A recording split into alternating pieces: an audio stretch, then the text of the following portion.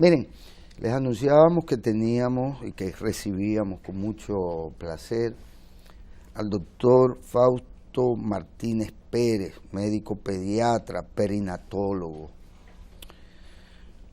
aplatanado en San Juan de la Maguana por distintas razones. Se trata del director del Centro de Atención Integral a la Discapacidad de los llamados CAI de San Juan de la Maguana. Lo han visto ahí, este primer video que nos ilustra en parte de qué vamos a estar conversando. De entrada, bienvenido doctor, es un gran placer, un honor. Y tenemos igual, como de costumbre, el placer de recibir a quien nos hace, gracias a la generosidad y amabilidad y demás de la familia Pereyó. Buenos días. Que patrocina este espacio. Gracias. Y de Kenia, que nos trae, bueno, pues el mensaje todos los días del café Indubán, Café Santo Domingo. Salud. Salud, doctor. Doctor, la pregunta inicial sería, ¿por qué el CAI en San Juan? De prestar atención profesional de alto nivel o de igual nivel que los CAI de Santo Domingo, del Distrito Nacional, del Santo Domingo Este o de Santiago. ¿Por qué San Juan? Para brindar atención a qué población. Bien, buenos días. Gracias por tenernos en cuenta, invitarnos a este programa. Realmente el CAI obedece a una iniciativa de la señora Primera Dama, que está muy preocupada por las poblaciones más vulnerables. Recordemos que ella es una profesional de la conducta, ella es psicóloga y entiende muy bien cuáles son las necesidades de una población altamente vulnerable, muy marginada, muy necesitada, como son los niños con discapacidad. El programa CAI o el proyecto CAI, en su fase inicial, para decirlo de alguna manera, incluye cinco centros. El primero, que ya está funcionando en la avenida Luperón. El segundo que se construyó fue el de CAI Santiago, que también ya está funcionando. El tercero es el nuestro de San Juan de la Maguana, que lo llamamos San Juan de la Maguana porque es donde está asentado. Pero debería llamarse CAI Región Sur. La población objetivo de nosotros no es solamente la población de San Juan de la Maguana. El quehacer de nosotros va mucho más allá, porque vamos todo lo que es región sur, todas las provincias del sur. Estamos conscientes, como debe estarlo todo el mundo, de que nadie aunque pertenecen a la región sur, San Cristóbal y Baní, no es verdad que nadie va a coger para San Juan de esos sitios, van a venir a la capital. Pero de Asua hasta allá, hasta la frontera, hasta Pedernales, todo eso es lo que llaman sur profundo, es la población que nos toca cubrir. Hay una gran necesidad porque la región sur, no es un secreto para nadie, que es y ha sido siempre la región más pobre del país, la que tiene más limitaciones, más carencias, más necesidades. Y bueno, pues la discapacidad no es una excepción. Si nos vamos a los datos estadísticos que existen, se estima que entre 8 y 12% de la población general tiene algún tipo de discapacidad. Yéndonos a los censos, las cifras que arrojan los censos de población a nivel nacional, nuestra región tendría aproximadamente 2.200.000, 2.100.000 habitantes. Si estimamos que una discapacidad entre 8 y 12%, estaríamos hablando de alrededor de 250.000 de personas, 250.000.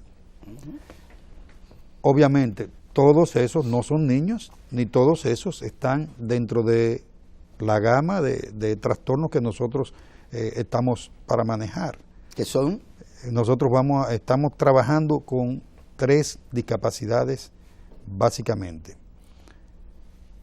Una es el síndrome de Down, la otra la parálisis cerebral infantil y la otra el trastorno del espectro autista. Ahora bien, cuando hablamos trastorno de espectro autista, el nombre, si usted lo analiza, se refiere a una gama de situaciones. Hay varias formas y todas son parte del objeto de nuestra atención. Entonces, el equipo de CAID tiene que hacer el diagnóstico y establecer cuál tipo de situación es para poder hacer un plan terapéutico y ayudar a cada uno de forma individual. Entonces, dentro del rango poblacional, si hablábamos de que un 8 o un 10%, un 8 o un 12% de ese grupo de 200,000 y tanto de habitantes podría tener discapacidad, y hablamos de que una franja de población entre 0 y 10 años con estas 3 discapacidades, pues hacemos un estimado que quizá estemos entre 10 a tal vez 20,000 personas dentro de la región. Es bastante. La capacidad de respuesta va a ser necesario tal vez irla incrementando en función de las necesidades que van a ir presentándose. Eso es algo que sabemos, es algo que la señora primera dama está consciente y es algo que todo el equipo CAID reconoce y lo han visto ya en la experiencia en CAID Luperón y en CAID Santiago. Como decía, son 5 centros, están proyectados 2 más, uno es para Santo Domingo Oriental y el otro va a construirse en San Pedro de Macorís para la región este del país. Porque el objetivo es cumplir con toda la geografía nacional, con esos 5 centros. Mire, un poco para que también la gente sepa o pueda valorar o apreciar en su verdadera magnitud e importancia estos centros, esta política, porque tu expresión obviamente no solo de la sensibilidad de la primera dama, doña Cándida, sino de una política pública. El despacho de la primera dama es un brazo ejecutor de una política pública, de inclusión de esta población. Estamos hablando que ustedes atienden a una población de 0 a 10 años. Eso quiere decir que ese 10% estadístico, ese 12% estadístico general, al final de cuentas es al que ha sido detectado y tiene menos de 10 años.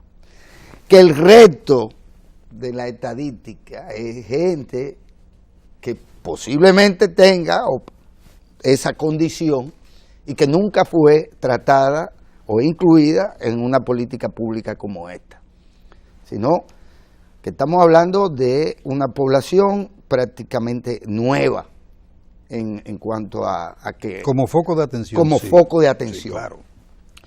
¿Cuál es la relación entre el CAI y las estancias infantiles? Porque se supone que en el universo de nacidos se tiene que expresar también esta cuestión estadística del 10%. A partir de ahí hay una relación entre estancias infantiles que atienden de 0 a 5 y es donde se pueden detectar rápidamente o deberían detectarse rápidamente determinadas condiciones, si se han hecho visibles. Sí, en realidad nadie puede hacer la cobertura total de las necesidades que tenemos en la franja de población de los discapacitados. De ahí que sea necesario hacer lo que llamamos redes. El CAID es parte de una red. En esa red están integrados muchas otras instituciones, algunas gubernamentales, otras no. Por ejemplo, el CAT está integrado con nosotros, tenemos también acuerdo de trabajo con INAIPI, que es a las instituciones que usted se refiere, las llamadas estancias, y sí, tenemos acuerdo de trabajo con ellos. Ellos identifican posibles usuarios, posibles porque no todos tienen una de estas tres discapacidades. Ellos ven muchas discapacidades, pero no necesariamente son. A veces hay cosas que se parecen, entonces nuestra misión es identificar sí o no, ayudarlos a identificar. Y si tenemos el área de atención temprana, donde vamos a trabajar con bebés desde 0 hasta 5 años y 11 meses, y entonces esos niños coordinamos con INAIPI para dar el seguimiento a esos niños. Igual, después que pasan de los 6 años, ya psicopedagogía se encarga de ellos, y entonces también hay otras instituciones que nos ayudan a hacer, como el CAT, la transición. Igual cuando un niño, un usuario, tenga que salir de CAIT o del programa por haber completado las expectativas que se tenían de él cuando se hace el plan terapéutico, o porque ya cumplió la edad y ya tiene que ir a un nivel superior. Entonces, a través de INAIPI o de CAT, nosotros damos la apertura a esas criaturas, esos bebés. El objetivo es que ellos sean capaces de ser incluidos.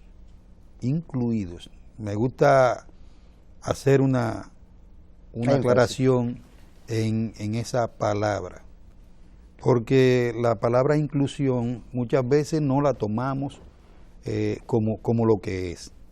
Suele confundirse con integración, y no son lo mismo. Integración es como cuando usted forma un conjunto de elementos que tienen características comunes entre sí y los tiene en un espacio, que es lo que se ha venido haciendo tradicionalmente con el programa de aulas especiales. Cuando usted me dice especial, hay una segregación. Me está segregando, me está excluyendo. La visión de CAIT no es segregación, la visión de CAIT es inclusión. Nosotros perseguimos que esos niños que nosotros tratamos vayan a aulas normales, o llamadas normales, que no debería usar esa expresión, sino regulares o habituales. Porque el término de normal... La norma es estadística. Es muy subjetivo. Si usted me pregunta a mí, lo normal de un hombre buen mozo, ¿qué? Que sea calvo, pero los que tienen pelo no se van a sentir bien. Eso creen ustedes. Exacto. Entonces, por eso depende de quién haga la norma. Lo normal depende de quién haga la norma. Si yo hago la norma, me voy a beneficiar a mí. Entonces, ninguna norma es absolutamente imparcial. Por eso no usamos casi el término de me decía usted, y es bueno también que lo compartamos con nuestra audiencia, en el interés de que se entienda que este no es un programa populista, ni demagógico por pretender captar algún tipo de clientelismo en una determinada población. Usted se refiere a politiquería. A politiquería, eso, claro, que sabemos que hay gente que vive de eso. Pero usted me decía, lo digo con mis palabras, que la prevalencia ante estos tres tipos en particular de condiciones especiales no tiene nada que ver con lo sociológico. Con lo socioeconómico. Con lo sociológico, digo yo, en el sentido de que, bueno, igual una madre de los estratos sociales de mayores ingresos, vamos a decirle así, y de más ínfulas aristocráticas, pues igual tiene un hijo o un hermano, pero igual eso acontece en la provincia de Independencia, en cualquier hogar de cualquier verdaderamente núcleo familiar sumido, casi sin esperanza de salir de ahí, en la extrema pobreza.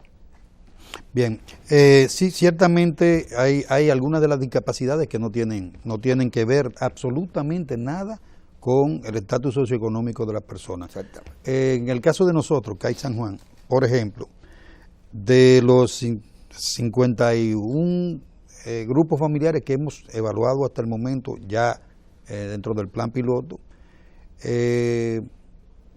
tenemos niños, tenemos casos de familias con, por ejemplo, 2 casos, y son personas que tienen buena situación económica. ¿Eso le llaman cómo sociológicamente a los que tienen buena situación económica? No, clase media alta o clase alta, porque las hay. Sí, alguna gente dice a los que tuvieron suerte. Bueno, sí, algunos dicen esa expresión, que han tenido suerte, ¿verdad? Es una expresión que eso habría que someterlo a su análisis. Pero en el área de nosotros, recordemos que la población de nosotros, en sentido general, es pobre.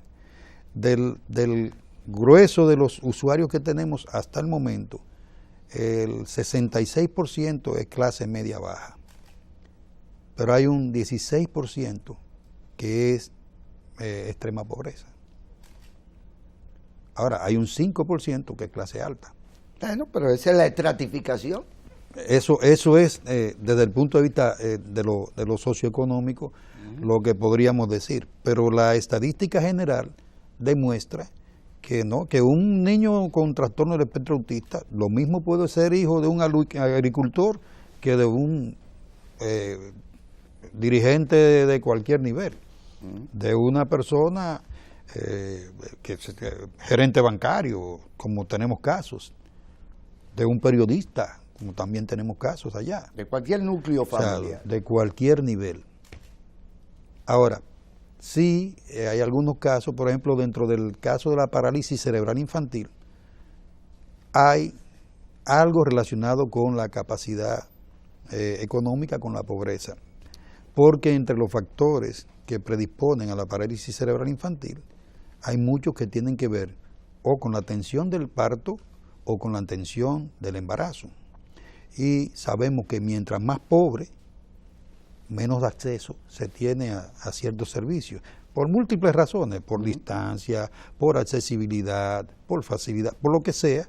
Hay varios factores, por un bajo nivel de escolaridad, que también está mezclado con la pobreza. Los más pobres suelen ser menos educados, menos escolarizados, y eso lo sabemos. Claro. En el caso de nosotros, por ejemplo, el 54% de los usuarios que tenemos registrados hasta ahora no ha sido escolarizado. Claro, ahí hay otro factor que también tiene que contemplarse y que es uno de los que más preocupa a la señora primera dama, y es la marginación. O sea, lo tradicional es, o ha sido, que en la casa donde hay un niño con una discapacidad, lo tienen escondido, a veces lo tienen en condiciones infrahumanas, amarrados, encadenados. Ya, un cepo. Sí, exacto. Todavía se ven casos así. Claro. Entonces, bueno... No por maldad, no porque no tienen respuesta. Sí, exacto, porque no encuentran cómo hacerlo. Exactamente. A veces sabemos que hay niños con esas situaciones que están que son inmanejables, muy poco regularizados, y entonces, como no tienen la accesibilidad a una atención, a medicamentos, porque cuando se ponen así, a veces hay que medicarlos, entonces no encuentran cómo regularlo, y para controlarlo y que no vaya a hacerle daño a otro o hacerse daño a sí mismo, es una opción que usa una primera respuesta. Exacto, una respuesta primitiva. No es la correcta, no estamos de acuerdo con ella. De hecho, estamos buscando eliminarla. Para eso está el CAI, para encontrar a esos niños y ayudarlos a tener una mejor calidad de vida, una dignidad, buscando que ellos desarrollen el máximo de sus potencialidades y entonces puedan disfrutar la inclusión social, primero a nivel familiar, luego a nivel comunitario. Hacer lo que ellos puedan, ser independientes, que no tengan que valerse de otra persona, esperar necesariamente, como decimos en nuestro argot popular, que otro mastique para usted tragar. Estos niños son capaces de muchas cosas, muchas cosas. Doctor, antes de entrar en otros detalles que sé que son valiosos, en el modelo CAI hay un eje de investigación? Sí, sí. Realmente el objetivo de investigación está incluso ahora mismo desarrollándose para todos los CAI, un protocolo de investigación para ser usado no en CAI San Juan, no en CAI Luperón, sino en todos los CAI a nivel nacional. Porque el CAI, hay algo que no se ha hablado mucho, porque nos hemos concentrado, la gente ha priorizado la parte asistencial, pero CAI no es solo asistencia, CAI es mucho más. CAI, cuando hablamos de centro, la gente lo que piensa es un espacio cerrado, 4 paredes, voy a dejar muchachos. No, CAI no es eso. CAI sí tiene una función asistencial donde vamos a ayudar a esos niños, sí, pero aparte de eso, CAI es abierto. Vamos a erradicar paradigmas a nivel comunitario y social. Vamos a educar para enseñar cómo manejar a la situación de discapacidad, para que nos concienticemos de que los que son discapacitados no son ellos, es la sociedad. Ellos tienen menos oportunidades a veces, claro, pero somos nosotros, la sociedad en general, quienes lo estamos limitando. Entonces eso hay que educar. Pero más que eso, ya CAI Luperón y CAI Santiago están recibiendo profesionales en formación para hacer pasantías. O sea que ya somos una institución que contribuye al desarrollo de recursos humanos de calidad, porque las exigencias de CAI son bastante altas. Hay programas que están siendo llevados por CAI junto o con la supervisión de universidades. No sé si usted se enteró que recientemente el despacho firmó unos acuerdos con la Ucamaima y con UTESA de Santiago, y es con el fin de conseguir ese tipo de facilidades, de llevar el desarrollo a ese nivel. Nosotros necesitamos muchos profesionales en el área de la conducta, en las diversas áreas de influencia, y hay muchos profesionales que se van a nutrir de lo que van a ver allí. Tenemos tecnología de punta, aquí en el CAI hay instrumentos que más nadie lo tiene en el país y que ellos van a tener la oportunidad de manejarlos y de verlos en ejecución con niños con esas condiciones. Supongo que además el modelo tiene una ventaja, que es integral, la visión. Mientras hay algunos que se focalizan en los temas de oftalmológicos o los temas motores, pero no hay otra forma en este modelo que no sea integral. Todos los problemas están asociados, por así decirlo, en estos síndromes. Sí, lo que pasa es que hay una visión, como habíamos dicho al inicio, la señora primera dama y su equipo asesor no tuvo una visión focalizada a un área, sino una visión integral. De hecho, uno de los objetivos de CAI es convertirse en un referente a nivel nacional e internacional sobre el asunto de discapacidad. De hecho, ya lo somos. Ya lo somos. Han venido de otros países a mirar el modelo CAI y algunos quieren reproducirlo. Se está incluso construyendo en algunos sitios instituciones similares. Tuvimos visita reciente de una misión cubana, donde se firmó un acuerdo de la señora primera dama con ellos para implantes cocleares a los niños con discapacidad auditiva. Y el encargado de la misión dijo que ha caminado el mundo entero y en ninguna parte ha visto un centro donde todo estuviera integrado como está en CAID. De manera que sí, Claro. sí. Pero hay muchas cosas que todavía ni siquiera somos capaces de imaginar el impacto que van a tener.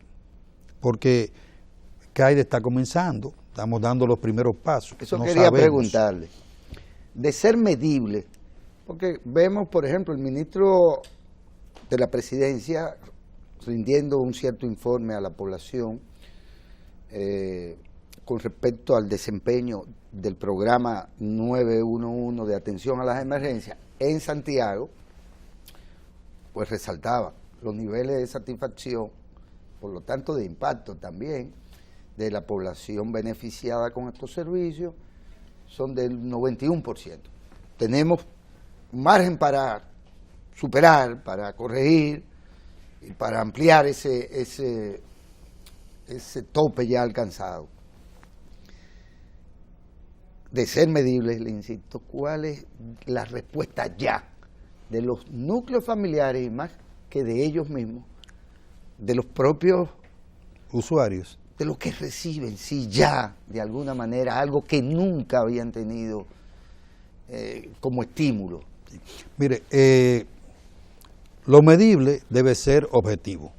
Si vamos a hablar de medición, debemos tener un indicador y ser absolutamente objetivo. Si vamos a ser honestos y científicos. Claro. Como es una institución nueva, todavía hay muchas cosas que están comenzando. Ahora, CAID Luperón ya ha egresado algunos niños que han sido integrados a su núcleo familiar o comunitario típico. Sin seguimiento posterior. Sí, ya. no, el seguimiento posterior sí. Sí. Cuando se egrese cualquier niño del programa CAID, por la razón que sea, ese niño tiene un seguimiento, porque cada caso en cada CAID es igual, el manejo es igual. Después que se evalúa y se asume, se asigna un agente social para ese caso. Cada caso tiene un agente social que está a cargo de ello. Ese es responsable de saber si ese niño vino a su terapia y si no vino, por qué no vino, cuáles son las situaciones. Y cuando se egrese, ese tiene que saber a dónde fue, por qué vía se refirió y qué está pasando. Además de que hay un seguimiento que en función de del éxito que haya alcanzado el usuario, es decir, el nivel de hitos que haya alcanzado, el desarrollo y de las necesidades que presente en el momento de ser egresado, pues podría ser citado, digamos, cada 2 meses o cada 6 meses. O sea que hay un seguimiento que está contemplado a la larga. Pero el CAID que primero trabajó, que es el Luperón, apenas está cumpliendo 3 años. O sea, todavía es muy temprano para empezar a dar ciertas cifras, porque muchos de esos niños necesitan varios años de terapia para ser muy objetivo el cambio entre su entrada y su egreso. Sin embargo, si hablamos del nivel de satisfacción de los familiares, las entrevistas están y la mayoría están sumamente satisfechos. Todos casi expresan, por lo menos en CAID San Juan, todos los que hemos evaluado, nos dicen que ni se imaginan que en el país había algo. Me dicen, pero yo me siento que estoy fuera del país. Hubo una que dice, pero esto es como el cielo.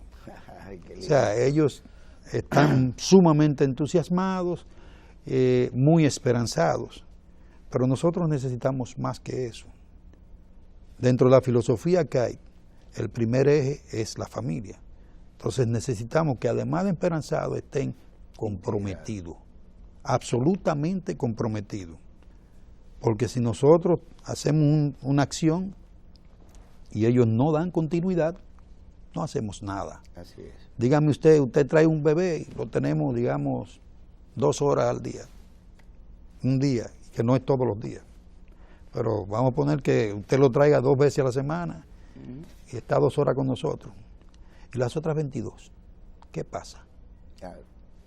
La familia tiene que velar por esas otras 22.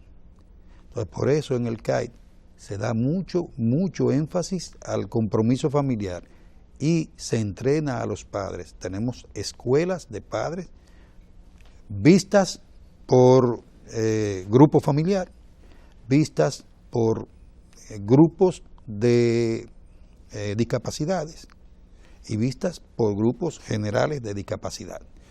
Doctor Fausto Martínez Pérez, médico pediatra, perinatólogo, director del Centro de Atención Integral a la Discapacidad San Juan. Gracias, muchas gracias por venir a anunciar estas buenas nuevas. Y la pregunta se cae de la mata, ya para concluir.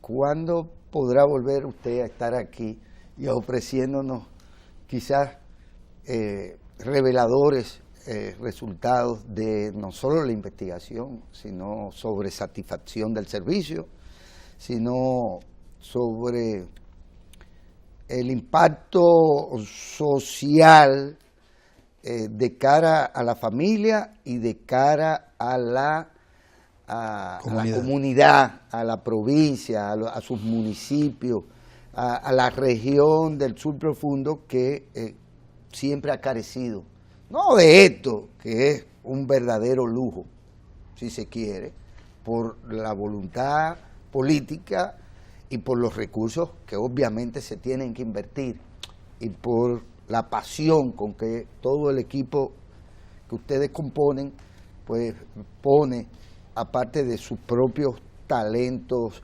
profesionales y demás. Bueno, ahí hay 2 factores que hay que tener en cuenta. Uno es la invitación de ustedes, y el otro pues que nosotros vamos a reunir esa información en función de lo que vayamos generando.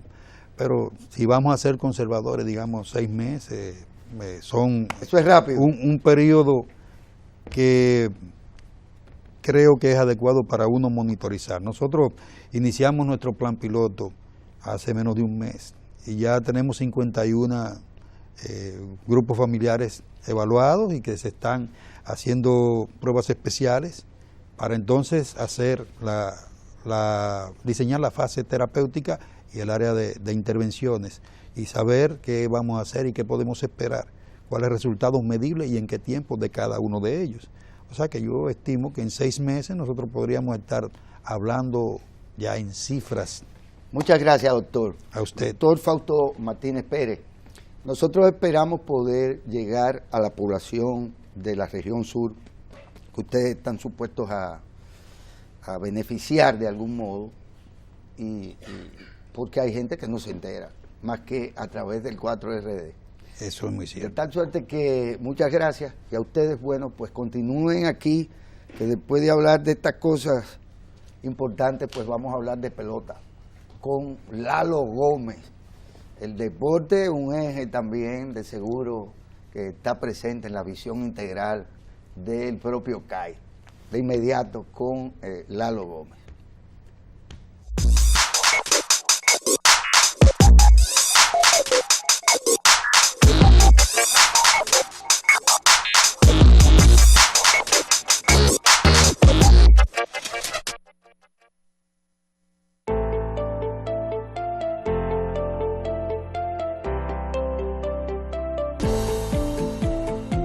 Números no mienten.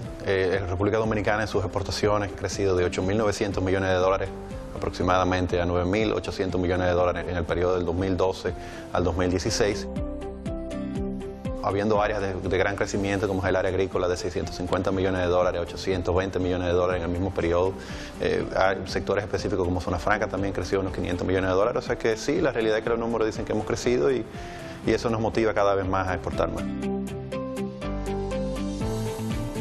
La República Dominicana tiene un clima favorable para esto, tenemos una posición geográfica envidiable y gracias a esto pues, podemos vender un destino que atrae inversión extranjera e inversión dominicana al área exportadora. A través de las exportaciones generamos más divisas, más empleo y una mejor calidad de vida para los dominicanos. se puede decir que hay un antes y un después en las exportaciones gracias al presidente Medina.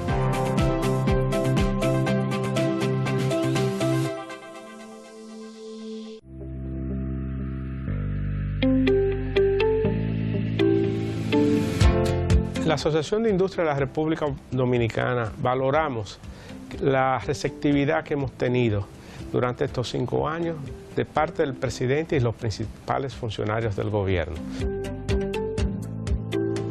Hemos apreciado la estabilidad económica que ofrece la República Dominicana, el crecimiento sostenido que hemos tenido, líder sobre la región del Caribe y Centroamérica, pero también hemos apreciado la lucha que ha emprendido el gobierno dominicano para castigar el contrabando, la fabricación de productos ilícitamente, la falsificación de productos, ya sean medicina, como sean bebidas alcohólicas o cigarrillos.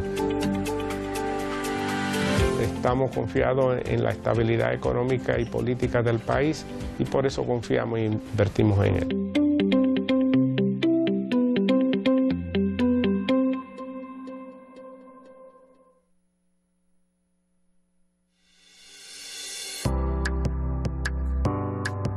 El sector industrial ha tenido un crecimiento constante en los últimos años. Eso se debe básicamente al crecimiento de la economía, las ventas se han incrementado. Hemos tenido un diálogo constante con el gobierno de Danilo Medina y todos sus funcionarios han sido muy abiertos en el diálogo. Lamentablemente han habido dificultades de poner en práctica algunos consensos debido a una serie de factores que escapan al sector industrial, pero también que escapan a la coyuntura nacional. Sin embargo, doy testimonio de que todos los esfuerzos lo hemos realizado de manera conjunta y que solo falta un poquito más de empuje para que podamos llevarlo a cabo.